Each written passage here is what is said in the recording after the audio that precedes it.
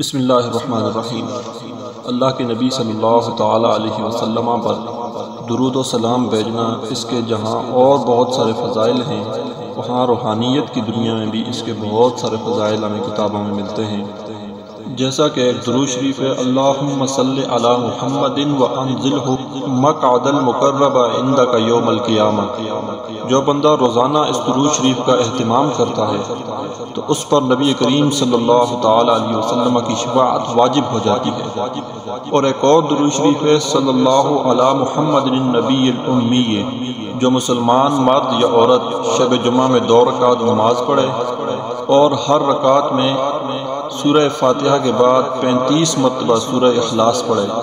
اور نماز کے بعد 1000 مرتبہ یہ مذکورہ درود شریف پڑھے اور اس کے بعد دعا کرے تو اگلا جمعہ آنے سے پہلے اس کو خواب میں نبی کریم صلی اللہ تعالیٰ علیہ وسلم کی زیارت نصیب ہوگی اور اس زیارت کے صدقے اس کے تمام گناہ معاف کر دیے جائیں گے۔ یہ وظیفہ حکیم الامت مولانا اشرف علی صاحب تھانوی رحمۃ اللہ تعالیٰ علیہ نے اپنی کتاب کے اندر لکھا ہے۔ نبی کریم رؤوف الرحیم صلی اللہ تعالیٰ علیہ وسلم کی ذات مبارکہ پر درود مبارکہ ہر وقت ہمیں پڑھنا چاہیے، اور بالخصوص رمضان المبارک کے اندر تو ہمیں اللہ کے نبی صلی اللہ تعالیٰ علیہ وسلم پر درود شریف کثرت کے ساتھ بھیجنا چاہیے،